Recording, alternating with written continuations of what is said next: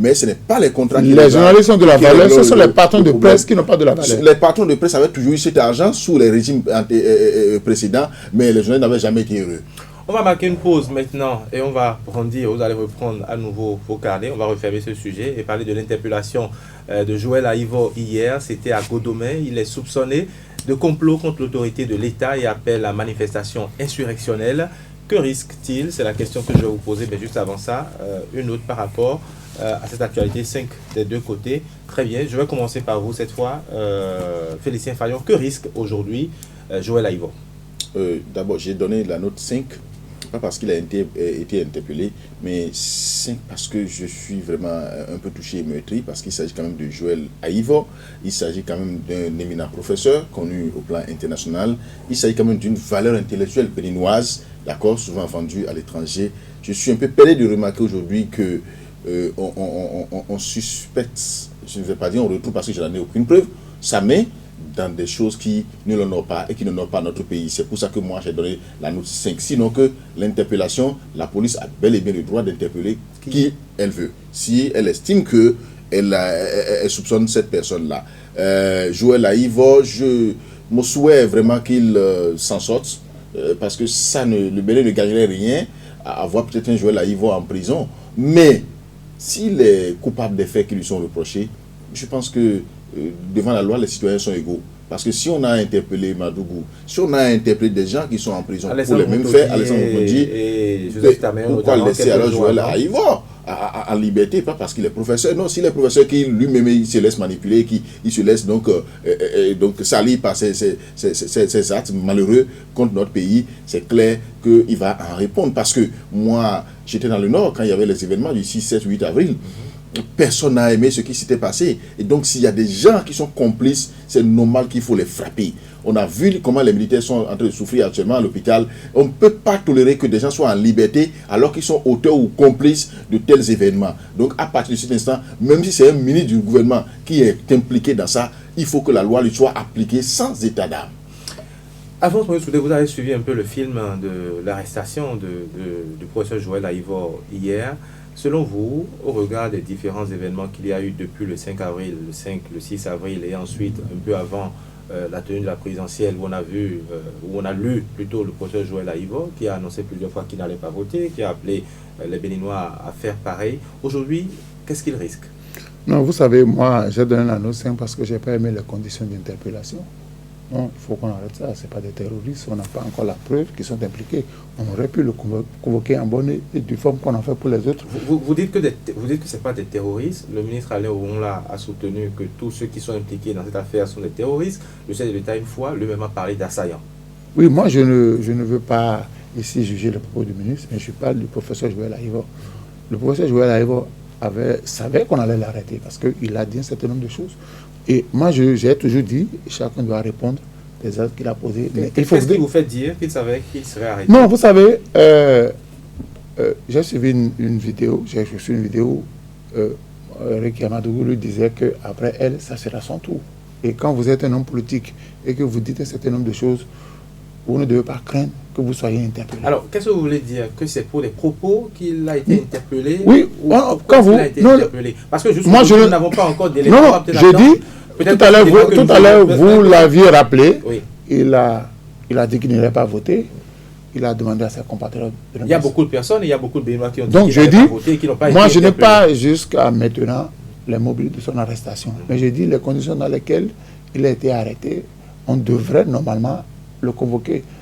Et il va répondre déjà, parce que chacun, je l'ai dit sur une chaîne, chacun, les incidents, le chef de l'État l'a rappelé hier, plus jamais ça. Il faut que ça soit ministre, tout le monde, chacun puisse répondre de ses actes. Mais là où je suis maintenant, je ne peux pas dire réellement ce qu'on reproche au professeur. Alors, parce qu'on attend que le procureur, pour le procureur est sorti et a donné les mobiles. C'est vrai qu'on va attendre que le procureur dise davantage sur ce dossier, mais déjà, il y a, je crois, un message sur la page du professeur Joël Aïvo qui raconte un peu ce qui s'est passé, qui dit aussi, qui laisse entrevoir ce qu'on est en train de lui reprocher, que j'ai rappelé tout à l'heure. Il y a que depuis le 5 avril, Joël Aïvo fait partie de ceux qui ont annoncé, ou bien torbi, que le mandat de Patrice Talon était terminé et qu'il fallait appeler à des manifestations pacifiques pour dégager du pouvoir. On a vu qu'il y a eu des manifestations un peu partout dans le pays, des manifestations violentes par endroits, mais peut-être pacifiques par endroits également, je vais dire, à Porto Novo par exemple, où beaucoup de personnes estiment que c'est Joël Aïvo qui a fait marcher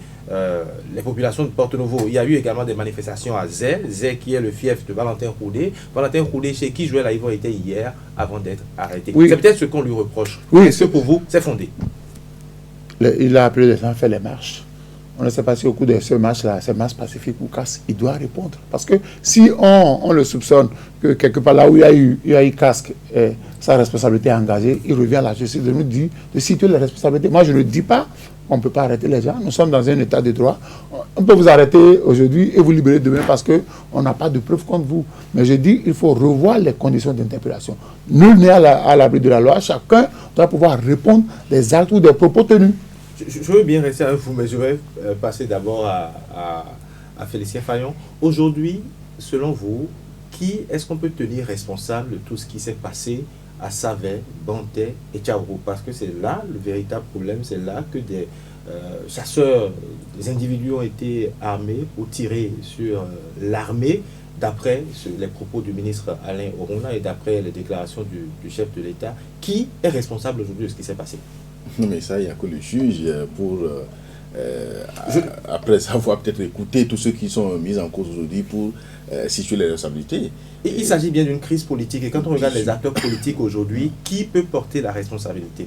Mais aucun d'entre eux n'accepterait aujourd'hui porter la responsabilité. Et nous non plus, on ne peut désigner personne n'a pas la justice. Mais nous avons quand même suivi les différents discours qu'il y a eu avant, pendant et même après ces événements. Et quand vous prenez également la situation géographique de ces zones-là où il y a eu ces manifestations, je voudrais aussi profiter de votre plateau pour dire que il n'y a rien eu dans le Nord, parce que les gens disent le Nord.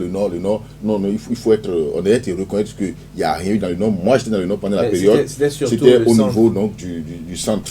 Si on peut dire qu'il y a quelque chose dans le Nord, c'est dans un arrondissement de Parakou, et puis ça s'est calmé très vite, sinon que tout le reste, c'est à Banté, si on dit Banté, qui est le fief du Komi Koutié. On sait très bien que Komi Koutié, lui, il a appelé les manifestants, il a appelé les gens à sortir, à manifester pour pouvoir dégager Patrice Talon du pouvoir. On l'a entendu, il a fait d'ailleurs 2 déclarations. Quand on parle de Tchaourou, moi j'ai fustigé d'ailleurs. Quand on parle de Tchaourou, on sait que c'est Boni Yahi, mais malheureusement Boni Yahi n'est pas dans le pays. D'après ce qu'on dit, il est également à faune sur tout ce qui se passe. Il n'a pas besoin d'être dans le pays avant d'être écouté ou avant d'être soutenu. Pourquoi est-ce qu'il a choisi cette option actuellement? L'option de ne pas être dans le pays. Oui. Vous vous rappelez de ce qui s'était passé en 2019 où tout était parti du nom de son domicile. Peut-être que les événements qui avaient suivi cela, avec c'est qu'en 2 jours, rester à son domicile sans bouger, peut-être qu'il a pensé à tout ça et que bon, il va se dire, bon, mais je ne suis peut-être pas mêlé à ce qui se passe, les gens pourraient penser que c'est encore moi, surtout que c'est chez moi, donc m'ennuyer. Ça peut être ça le mobile de son voyage, de son déplacement hors du pays. Qui sait? Est-ce que l'absence et le silence de Boni Yahi depuis le début de cette affaire vous inquiète, Alphonse Moïsoulé? Non, vous savez, moi Boni Yahi, c'est un citoyen béninois. Boni Yahi, il a ses sympathisants. Boni Yahi a ses affidés qui, même si parfois vous ne donnez pas l'ordre, il y a les zélés. C'est dans tous les cas, que ce soit dans la mouvement, dans l'opposition, il y a toujours des zélés qui veulent aller au-delà de ce qu'on ne leur a pas demandé. Et je suis d'accord avec Félicien. On ne va pas spéculer. C'est une affaire de droit. La justice va situer les responsabilités. Si vous n'êtes pas impliqué, vous retournez chez vous. Si vous êtes impliqué, on vous applique la loi. Mais je dis, il faut que désormais, que les conditions d'interpellation soient les meilleures possibles. Tant que vous n'avez pas encore la preuve que l'intéressé est impliqué, vous le respectez, vous le convoquez dans les normes. C'est clair. Donc, chacun paye pour sa faute. Si la faute est située, le juge nous dira, t'entends plus en faire, si par conséquent, voilà ce que prévoit le code pénal, on lui applique la loi. Mais tant que le juge n'a pas fini son travail, même les discours que nous entendons, on dit, les gens se disent démocrates, mais ce sont des terroristes. Non, je refuse ça.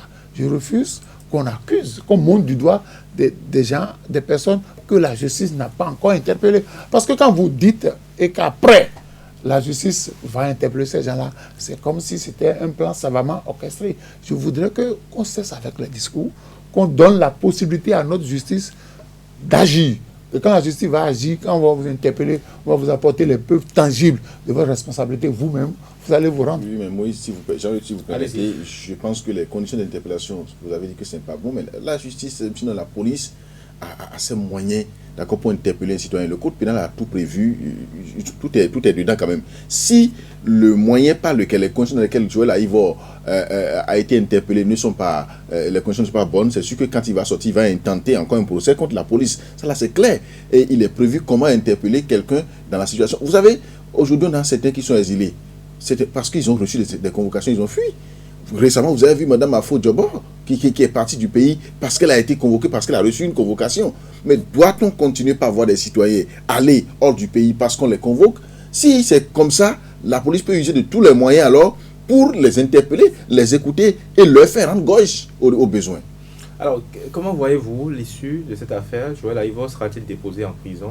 Non, nous sommes vendredi. Est-ce qu'il sera déposé en prison? Politiquement, comment est-ce que vous voyez également la chose? Il n'a pas de parti politique. Est-ce qu'on le considère comme un acteur politique? Qu'est-ce qu'il est en fait?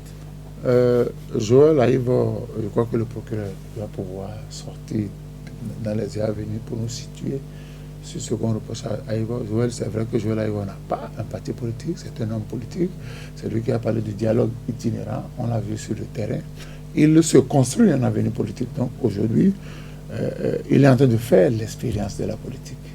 Certainement que quand les responsabilités seront situées et que il ne sera pas impliqué, il va continuer dans le même sens que son discours. Si entre-temps, on lui reprochait sa façon de parler, vu qu'il est en train de s'essayer à la chose politique, il va apporter des corrections à son comportement. Donc je dis, moi j'attends le procureur. Comment voyez-vous la fin, Félicien Fayon? Parce que Alphonse Moïse Soulé a dit tout à l'heure qu'il est en train de s'essayer à la chose politique. Beaucoup estiment aujourd'hui que même faire l'opposition à Patrice Talon, ce n'est pas forcément par les armes, mais c'est par le discours. Et si on repart un peu en arrière, il y a eu quand même 10 ans d'opposition face à Boni Yayi dans ce pays, et il n'y a pas eu un seul coup de feu. Tout à l'heure, quand je venais dans vos studios, je réfléchissais et dit mais qu'est-ce qui pouvait être la base de tout ce que nous vivons aujourd'hui? Mais j'ai eu une réponse tout de suite, c'est que est-ce que ce n'est pas de l'immaturité politique qui crée ça? Parce qu'en fait aujourd'hui, ceux que nous avons dans l'opposition aujourd'hui, qui sont-ils? Quel est leur parcours? Quelle est leur expérience politique? Est-ce que ce n'est pas ça? Est-ce que les gens ne pensent pas que bon, parce que nous avons de l'argent, c'est fini, nous sommes des acteurs politiques et donc nous pouvons aller contre le pouvoir par la violence et peut-être prendre le dessus? Est-ce que ce n'est pas ça? Sinon, on a quand même vu Nicéphore Segoulo faire l'opposition tout le temps au général Mathieu Kérékou.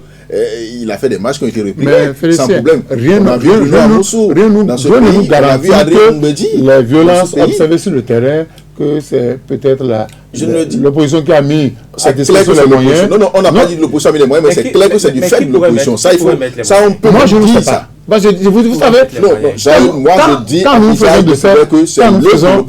faisons que ces spéculations-là, c'est pas bon. Moi je dis, nous sommes dans un pays de droit, nous tous on le répète, qu'on laisse la justice, parce que ce qui est sur la police, nous pouvons laisser nous